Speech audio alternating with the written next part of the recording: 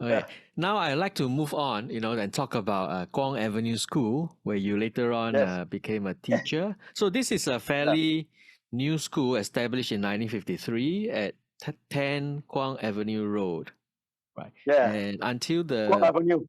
84, Yeah. it merged with Senat at Estate School into Yes. Senat Primary School. And Yes. 15 years later, in 99, the school, Primary School closed down completely, right? And joined Cedar Primary School. So Kwong Avenue School remains only as a name in history. So Yes. James, tell us about this school when you went there. So when I was sent there, it was my first year of college, and when I went there, uh, met the principal, very nice lady, gave me a warm welcome and introduced me to the teacher whom I'm replacing because the teacher was transferred or promoted to another school. And so when I went there as a new teacher, I was sent to the class. And then what she has done very well was she drew up a plan of the class and the sitting position of each kid so that when I have this on my table, I can see from the plan who sits where. I can call up the name. That was what we did. And my first experience Yeah. was quite shocking to me Mhm. because I saw these two. There's a boy and a girl sitting at the back of the class, always smiling, smiling. And whatever I say, they'll smile. So I look at the name, this big boy. I call up his name. I say, "Are you so and so?" And the rest of the class say, "Sir, sir, sir, he met there. He met there. Ah. He met. Why is a mad boy taking our class?" So it just is educationally subnormal. Later on, we learn about ESN, educationally Mm. subnormal. Then he stand up and he smiled at me. I said, "Okay, sit down." And then I call up the one next to him on a separate table, a girl. I call her name, and she stood up. And then she smiled at me. The class said, "Sir, sir, sir, she met there. She met there." Mad? Oh, wow. Why there are mad kids in this class? So I said, this is going to be a challenge. Yeah. So, but anyway, I managed. Ah. And then when I was in college, college was a good learning experience. We met good lecturers. We met not so good ones. And what I enjoyed very much was the PE classes. Uh, the PE department, the the most senior guy was this Mr. Lau Teng Chuan. Uh, and then under him there were others. And then the one whom I was assigned to was Mr. Lawrence Ho. Lawrence Ho was my PE lecturer, and he dressed like as though he was going to play tennis. White, white, white. Yeah. And then he said, "You guys, I'll make men out of you." Wow. Wow. Yeah. Whoa, Sounds like this the is serious. army. Yeah. Yeah. In fact, later on, he was responsible for drafting us into the annual March Past National Day Parade. Mm. And I remember very well, 1968, the annual parade, when it very heavy rain, and then recalling that, Lee Hsien Loong's tears came to his eyes because he was in there, and he mentioned that everybody, the ministers, all they were sitting there drenching in the rain. If the marchers they start to run, that will be the end. Mm. Mm. But we stayed. And I was all the way through, and we stayed representing Singapore Teachers Union (STU). Uh, so we stayed. So I can look back at pride and say, yeah, I was in that contingent. Yeah. What year And was it so that, sorry, what year was it when you went to Kwong Avenue School? 1966, Okay. I was in a 3-year program Hmm. where we taught in the morning and we attend college in the afternoon. The next year is the other way around. Yeah.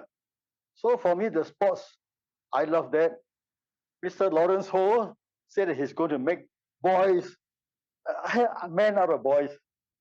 And so for me, now that I'm a college student, earning money to bring home, and then the family that I came from, the extended family all scattered, I went practicing running on my own. I sweat and sweat, and I didn't die. Huh?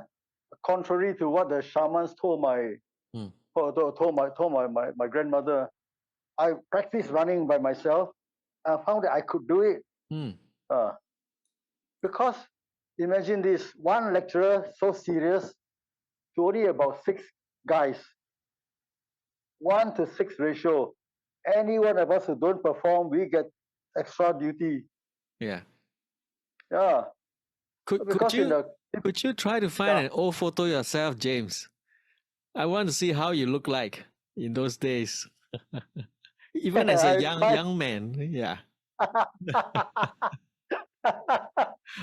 I tried to, Okay. but sad to say, series of house removals. Ah. Either things get mislaid or things get left behind. Uh, yeah, I asked my daughters, maybe my 2 daughters, maybe they keep some of my photos. Yeah. Let's hope. Let's Yeah, hope. Yeah. We'd love to yeah, see how you look like in those yeah, days when you were running. yeah. So I think Lawrence Ho did a lot to force us to really become men. You know, I've mentioned to you before that for some reason the old teachers that I met, right, are all PE teachers. So there's you, there's Dick Yip, Yeah, there is Ko Boon yeah, Long, there is yeah, C Kunalan, of ah, course, all PE teachers. yeah, yeah. So in the 1960s, what for you, right, at Kwong Avenue School, what was for you the aim of physical education? What was the So for purpose? me is Mm. yeah. So for me is I was, well, as I say, in college I was very much motivated by my lecturers, and when in Kwong Avenue School, so when I went to conduct a PE class, for example, I dressed myself just like Mr. Lawrence Ho or just like the other teachers, dressed like a tennis player, white. Uh, and while the other teachers will just step in their high heel shoes or or casual shoes and in their long pants or in shirts, but I was the only one, and I was very serious, and I was very much influenced by the lecturers. Mm. Okay, teaching them we are here to learn to how to be strong.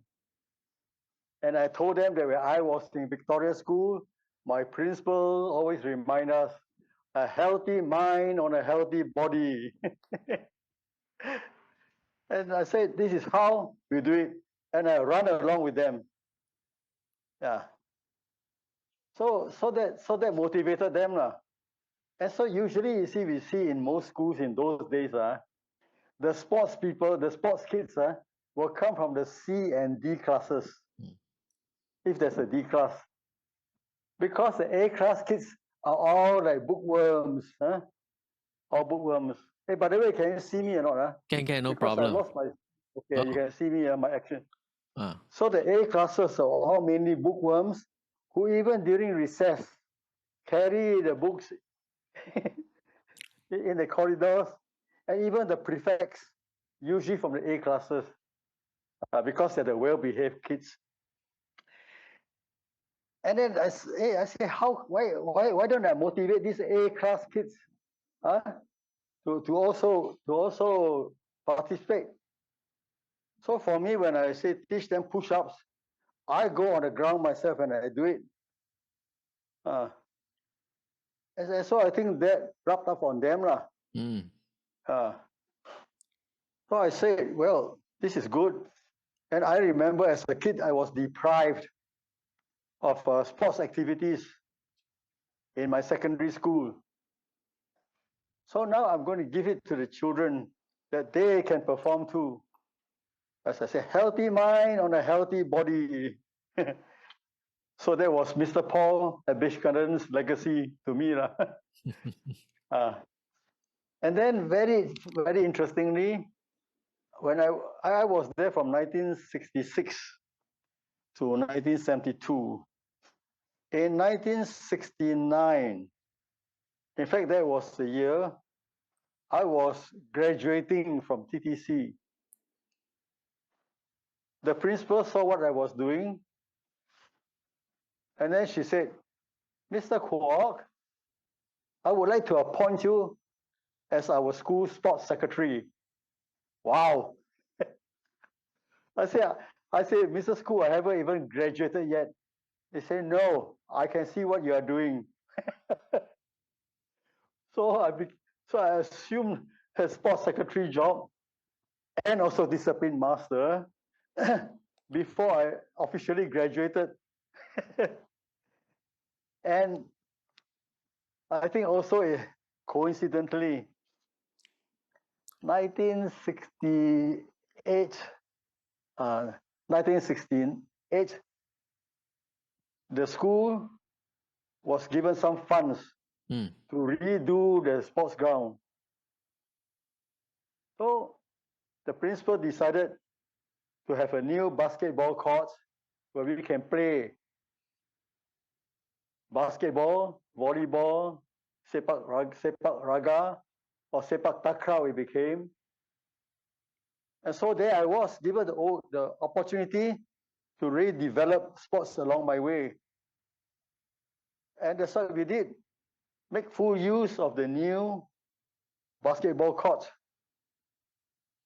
which also doubled up as a sepak raga, sepak takraw court, also doubled as a volleyball court. And so I said, well, with all these facilities, let's do it. And so we did it. And since the volleyball court was there, we bought, as sports secretary, I could buy items up to a certain limit. Okay. Volleyball post, volleyball net, new volleyballs. And I introduced the game to Kwong Avenue School. I introduced it. And then in the meantime, the Chinese teacher, Mr. Ao Kok Tuan, he also got interested to develop basketball. So happily, we two work together. And then also you remember that Senate Estate School was the neighboring school to Kwong Avenue School. And I mixed around very well with the Senate Estate's male teachers who are in sports. And their sports secretary was his name was Victor Sim. Victor Sim went on to become principal of Clementi Town Primary School. But when I became sports sec, I told him, hey Vic, let's get together. What I buy for my side, you don't buy, so that we can share. And so I see what you buy for your school and we can share. So we developed a very strong bond between Senate Estates and Kwong Avenue when I was there as sports sec. Yeah. And also when I train up the A-class boys to play volleyball, and then they really play with brains. And 1971 was the first year we attempted to go in, but experience not enough. So in the district, we came in third. But these boys, they stayed on. And what we did was, every Saturday, usually school begins at 8 o'clock, Saturday school for sports. But the kids challenged me, sir, we come at 6 o'clock. What? 6 o'clock? School gate closed. Sir, we can climb over. Okay, so you want me to come also? Yes. Okay. So they motivated me. Imagine 6 o'clock in school. That's what we did. So I parked my car outside, climb over with the rest of the boys, open the door to the sports room, and then set up the basketball, the volleyball apparatus, and then we played. And then it became so popular with the boys that even during recess, we didn't take down the volleyball post. The volleyball net remained in place for the whole day. During recess, they formed teams of 6 each, and then we say, okay, we make sure that don't play too long. We only do 6 points instead of 15. Okay, we played. And so that got the rest of the school to come and watch during lunch, during the recess breaks. So more and more of the boys came. And then 1972, we became district champion. At national level, we came in third. Very happy. They even third also received medals. But the first 2 schools were established Chinese schools, history of volleyball. And I say, okay, I observe how they play. I know, next year we become champions.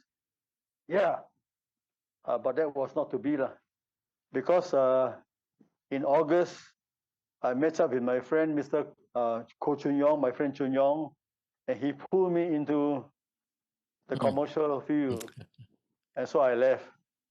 Sad to say that. But on the other side, the basketball side, Mr. Ao Kok Tuan, he was a coach who taught them the basic skills. And I was the team manager and the psychologist. Because these boys, being better educated, in school they're of the higher level, they also got own ego. They quarrel among themselves and say, okay, if you're so smart, you play, I don't play. So I got to go in there to manage egos. Yeah. So that's where I learned. I got to read up on how to motivate the kids to look beyond themselves and to play as a team. Tell us, how do you manage these egos? How do you motivate the kids to work as a team?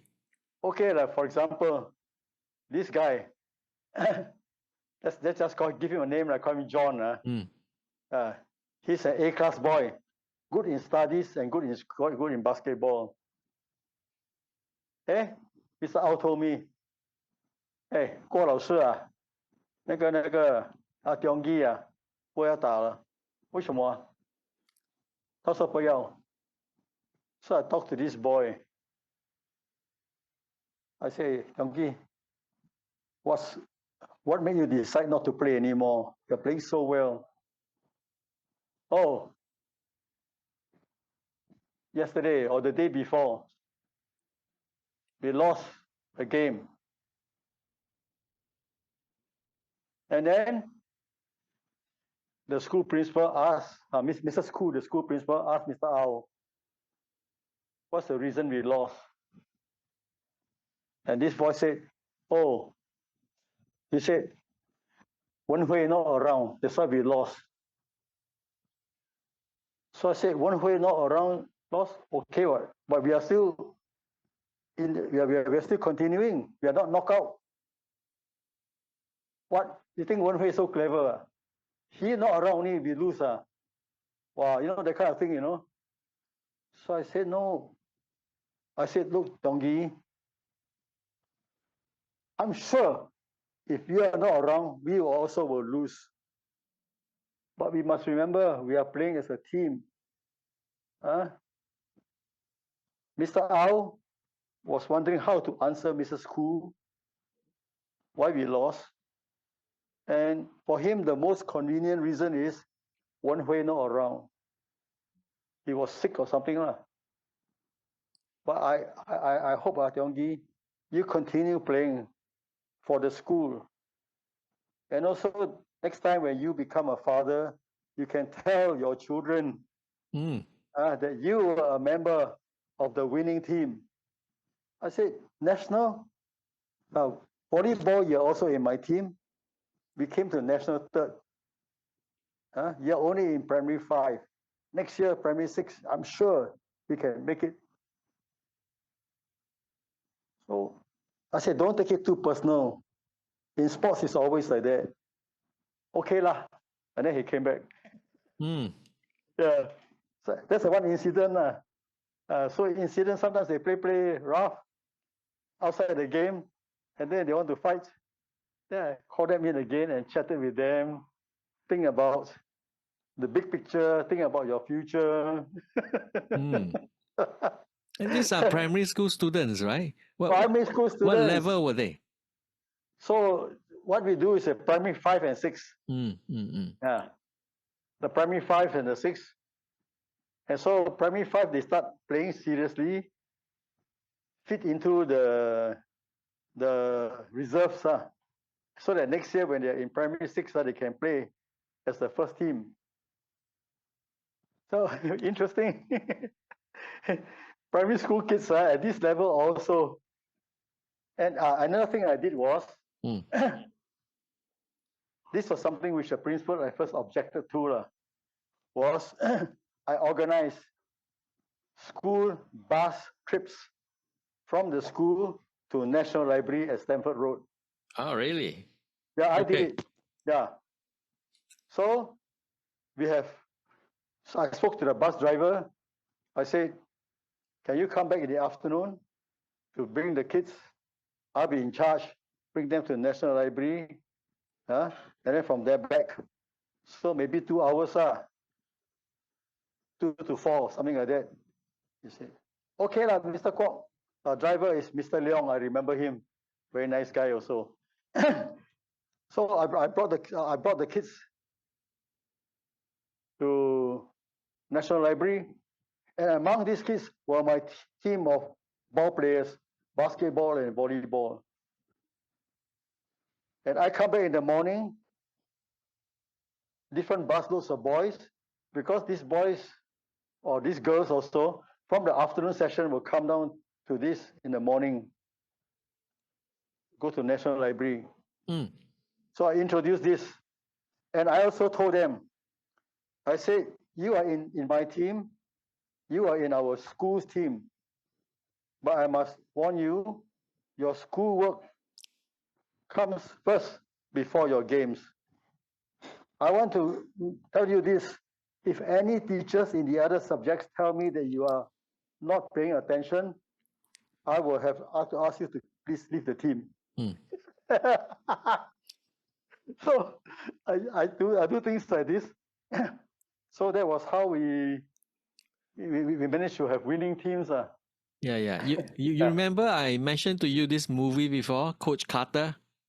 He got his student to sign a contract that they must get a certain grade for their studies. Yeah. Coach Carter. Basketball also. Why? So the student went to the National Library for their reading and their schoolwork. To borrow books. Okay. And then I taught them to borrow the books from the sports section for those players. Okay. And then, or else, the girls or other guys can borrow whatever they want. I introduced them also to books, famous books for kids. For example, my childhood authors was a man called Jack London. London, the capital of England. He wrote stories such as The Call of the Wild. Yeah. I remember that. Fangs. White Fang, yeah. The wolf, right? Yeah, so I encouraged them to borrow books. And they borrowed And then Mrs. Koo found that, wow. And I also told them what had been happening. And she gave full encouragement. She said she can find funds to pay for these bus rides. Okay. So that's what we did. School work, classroom work, games, all must combine together. Since we're on the topic of the National Library, which is of course long gone, Yeah. any memories of that old building? Yes, the old building. Those days when I was in secondary school, we had to pay $5 to join. $5, now it's free. Now, those days, $5. And must first apply using a card. And must get parents' signature plus $5, plus the parents' iCard. So, I did something wrong, I must confess. Yeah. But which I told my other kids already. I stole my mother's iCard. I know where she kept it. I just signed. I brought along the application card and the iCard, her iCard, and the $5. And that's how I became a member of the National Library. And there, I was introduced to the world of books, other than the school books, other than the school classroom library. So I love books. I love books, and I try to impart my knowledge, my love of books to the kids. So for me, it was such a great joy to hear the kids, the sports kids, asking each other's questions. Do you know who was the greatest American Olympics champion and who later got stripped of his title? Wow, they ask questions like that. So I was happy that because I know the answer, I kept quiet. And then somebody say, Jim Top. Wow. So they read library books and then they apply the knowledge and then they try to quiz each other, to challenge each other to read. And then she say, if you don't know, read this book. So that's my joy with the National Library. And National Library is another very important location of it is outside the library. There's a small shack where they sell makan, like a small kopitiam. And right at the corner nearest the library is the noodle shop, selling noodles. Wonton noodles, 30 cents, 50 cents, wonton noodles. And I love the place. There's also ice kacang, Indian food. And I love the noodles. And during my first year of teaching in Kwong Avenue School, 1966, I was taking a primary 4A class. And then I told them part of my story, how I encouraged myself to read books. And then somebody asked me, sir, you like the National Library? I say, yes. Do you go and eat from the noodle shop? I say, yes. I say, why you ask about that? He said, those two were my father and my mother running the shop. Madam Leong and her husband, Mr. Tang, Tang. And then this boy, Alan Tang, he told me, you go there and say you're a Kwong Avenue School teacher. You are my teacher. They give you free. No, I didn't do it. Only much later, then they found out that I was a teacher. Right. I was the son teacher. And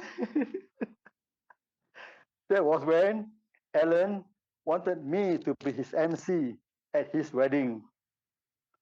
And then introduced me to his parents. And the parents say, 呢個啊，呢個係阿郭先生啊。哎呀，你唔早早講啊，郭先生。我話唔使講㗎，Alan 其實好仔，我係教師咧，互相鼓勵啦，that means mutual encouragement 啊。Alan 話你係好先生，我 OK OK 唔好講啊。So I went on to become his MC for his right. wedding. So these are my memories of the library, Mm. and of course it was there that I learned to read books by Jack London, because what he was that Jack London was introduced to me by British cartoon magazines, the Beano, the Dandy, and then the Topper and the Beezer, and they ran serials of Jack London stories.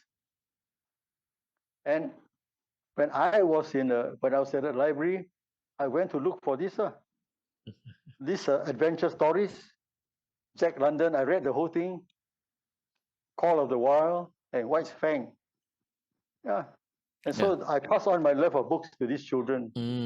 That's what I did. Do you think we should have kept it, the National Library?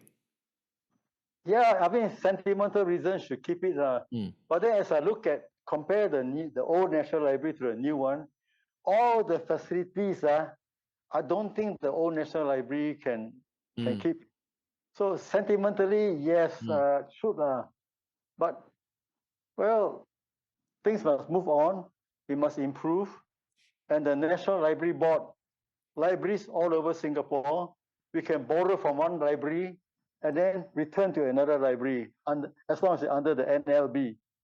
So, which is very good. Oh, yeah. That's it lah. Some things cannot be kept lah. I understand. Yeah. Can we go back to the basketball? And the boys won something, isn't it? Yes. So the boys, they went on to win the national championship. Yeah. So interestingly, in the semi-finals round, they actually played round robin. Instead of the British soccer system, first round, and then they play by points, and then second round knockout, third round knockout. No, even the semi-finals round, they play round robin.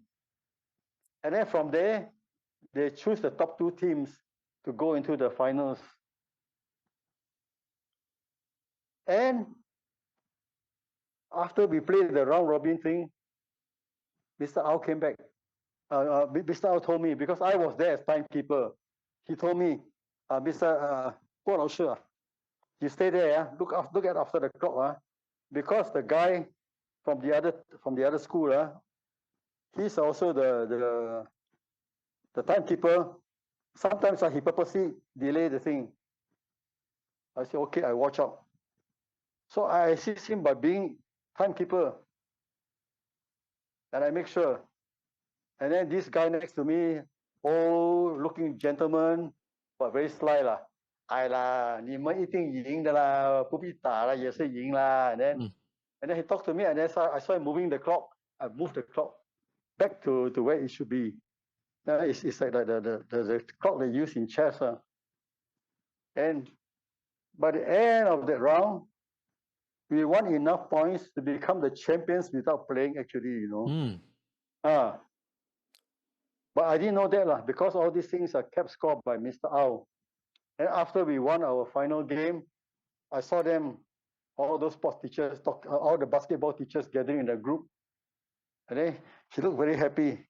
He came back. Hey, Mr. Kwok 我们赢了，不必打也是赢了。但是要去 finals，去哪里？Happy World Stadium、Gay World Stadium，快乐世界。Oh, good.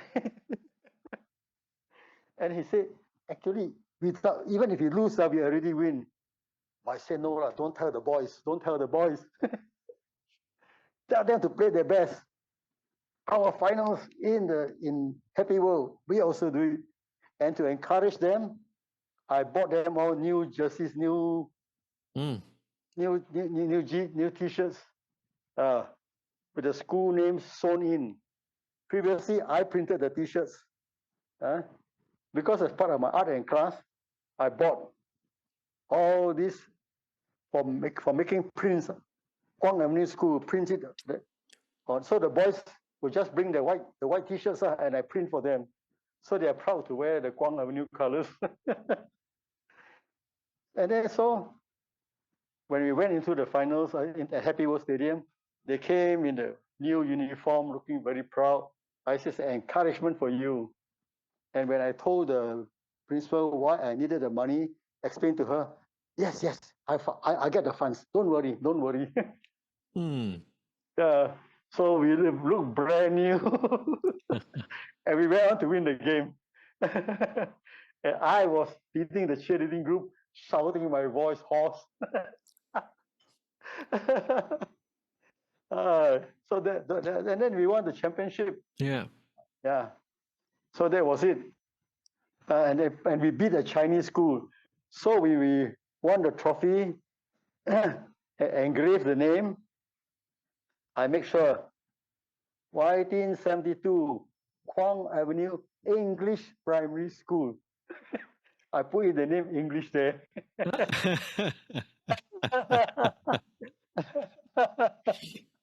What was the So, Chinese school you all beat?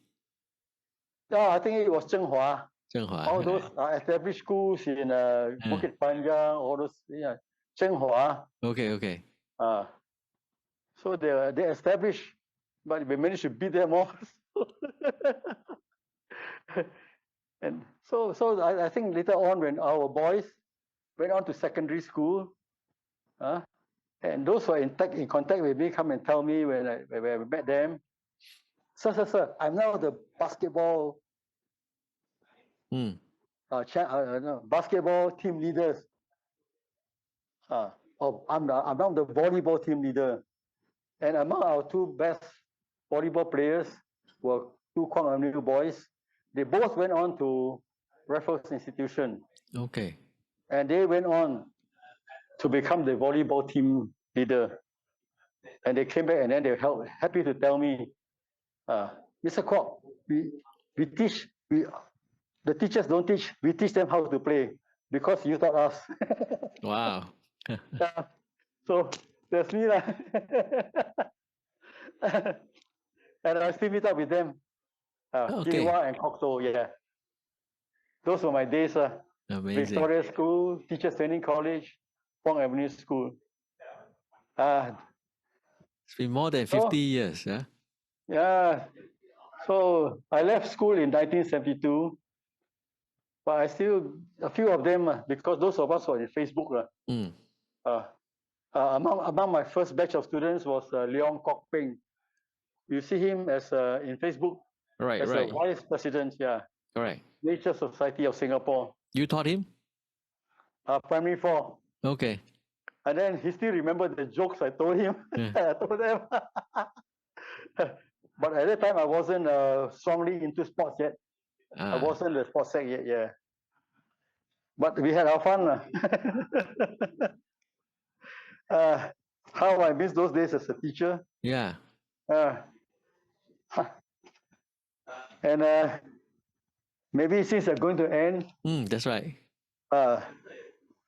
National Library, the noodle shop, that was where the start of my getting out of teaching. Saturday afternoon, imagine that the school bus won't bring them. I bring them out in my car, stuff 6 boys into my bus, into my car, drove them to National Library Saturday afternoon to study. Besides that, other times of the year, I also bring boys out, which today I think is a very stupid thing to do. If I have any accident, I'll be in deep trouble. But for me, thank God, I drove them out in my car without signing anything. Okay. So that incident in August, I was Saturday afternoon, I brought the boys there. And from there, I went to the bus stop and I said, okay, boys, I trust you all to take the buses back to Senate Estate. They say most of them live Senate Estate, Potong Pasir, but most of them in Senate Estate. And after I seen them off, I went back to the car and then toot, toot, somebody horned me. I look at the guy, he shouted at me, hey! I said, hey! I said, are you Chun Yong? He said, yeah!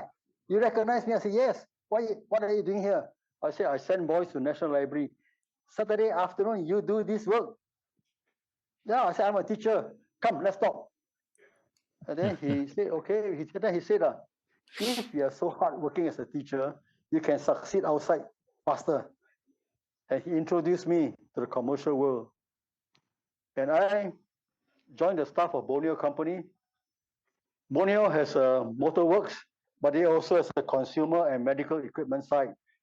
And they also have other companies within the Borneo group.